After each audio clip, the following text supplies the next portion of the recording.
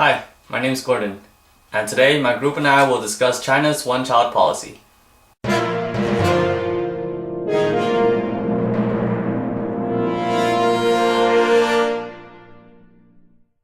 Officially implemented in 1979, this policy came as a result of China's huge population. You see, when Mao Zedong was in power, he continuously supported manpower and encouraged all families to create as many children as possible. His rationale behind this was, the more people that work the fields, the better. However, this only drove China's population through the roof, and hence, when Mao Zedong finally stepped out of power, the government desperately called for the one-child policy. Pictures like this were spread everywhere in an attempt to promote this policy. In this particular picture, found on ChinesePosters.net, the woman is standing in a heroic pose, with a single, smiling child on her shoulder. They are both dressed in modern clothing, and in the background, there are skyscrapers, giving off the idea that in order to progress forward, it is best to have one and only one child. While the one-child policy may have been ideal when it was first implemented 30 years ago, we believe that it is time to shut this policy down, because it is causing way too many problems than it is helping. The one-child policy has lost its beneficial appeals and is now a detriment to China. The ban on more than one child per family has led not only to a skewed gender ratio, but also an imbalance between the workers and the elderly. We blame the Chinese government for continuing this absurd policy when it is so obvious that cons outweigh the current pros. The cure we're asking for is the organized shutdown of the one-child policy, because once the one-child policy is out of the equation, China will look less like a human rights violator, and the problem between the workers and the elderly will fix itself in the long run. Because of the one-child policy, China is faced with the problem of skewed demographics.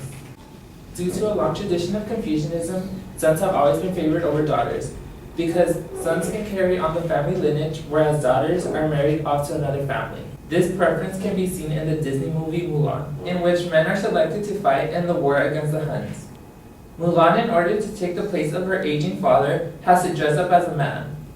When her secret is revealed, she faces the prospect of being executed. All of this symbolizes China's overall idea that men are preferred over women. Because of this preference, families who at first have a daughter may have temptations in avoiding their child in hopes of trying again, this time for a son. Reggie Littlejohn, a representative of women's rights without frontiers, said in a September interview with Catholic News Agency, the one-child policy causes more violence towards women and girls than any other policy in the history of the world. Out of all the countries in the world, China is the most inhumane when it comes to offing girls at birth. Not only is this a problem for girls, this turned into something that is inconvenient for men as well. According to the CIA fact book, there are 1.06 males for every female in China. That's about 48.5% girls and 51.5% boys. Keep in mind that China is one of the largest countries in the world in terms of population. This 3% difference between women and men is a lot. As one policy children grow to be marrying age, there simply aren't enough girls for the amount of unmarried boys. That's going to lead to a hell of a lot of unhappy boys. Aside from this problem in the ratio between boys and girls, another problem that arises is the skew between the workers and elderly. This may be a little hard to picture, so let's start from the beginning. Because of China's one-child policy, families are forced to only have one child. That's fine at the start, because the parents can easily take care of the child while they're young. However, as the child grows, they get more and more expensive. On the other hand, the parents become less and less capable of taking care of the child.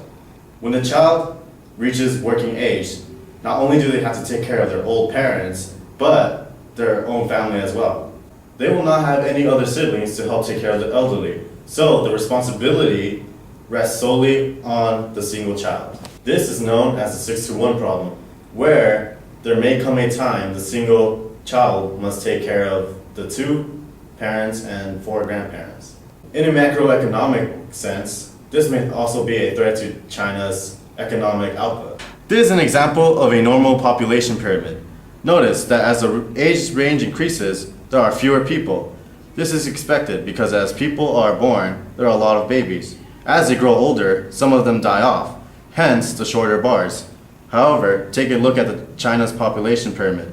provided by the CIA fact book. Because of the one-child policy, there are less people in the children age group than there are in the working class age group. As those children grow older and thus enter the working class themselves, the working class will have no choice but to grow older as well, into their elderly stages. This will make the pyramid look like a spade shape if the one-child policy persists. The one-child policy children will not only be responsible for providing for the elderly, but also be tasked with being able to produce as much output for China as the workers before them. And with less manpower, it's impossible. As you can see, China's looking at a shit economy as long as the one-child policy stays.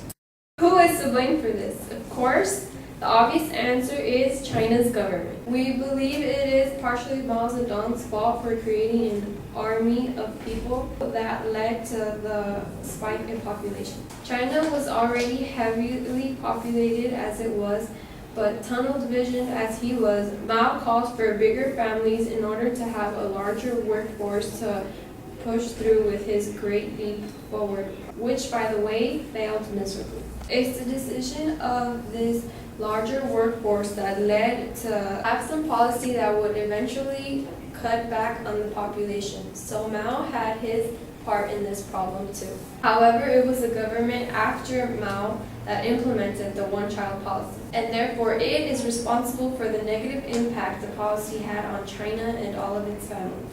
In an article in the Washington Post titled "In China, One-Child Policy Compounds for Loss of Child and Parents," published on August 8, 2013, William Wan wrote that China told couples that they could have only one child and threatened to take everything away if they did not listen. In addition, back in the day, China had propaganda that read, "Family planning is good, the government will take care of our old." Now that there are so many families out there that have lost their single child, their only hope for the future, what's to say that the Chinese government will actually uphold their promise to them? I mean, if I were to die, at least my parents would have my two brothers to take care of them as they grow older. But for those Chinese families that have invested everything into their single child, when they die, they're truly shit out of luck. The cure is to get rid of the one-child policy. If this isn't obvious, then we don't understand the meaning of obvious anymore. If our explanation of the problems it has caused does not give you a hint that the one-child policy should be abolished, let us say it now. Off with the one-child policy. A Wall Street Journal Post article titled, "One-Child Policy Lost Still in Effect, but Police and Judges Fired," published on March 12, 2013, says that there is speculation that the government will eventually get rid of the policy, but it will take time. It seems that they are finally acknowledging that the one-child policy's negatives are outweighing the positives. Hi, it's Gordon again. So what did we do today? Today we talked about the one-child policy and its many problems, including the skewed gender ratio, the skewed worker to elderly ratio, and the high-stakes gamble that every family must face because they're limited to just one child. We talked about how Mao and the government after Mao are to blame for continuing this policy for so long. The cure we had in mind was to get rid of the policy, and it looks like the Chinese government today is already thinking of ways to get rid of it, so that's good. Well, we're done here for today. I'm just glad that as an American, I don't have to worry about such a problem.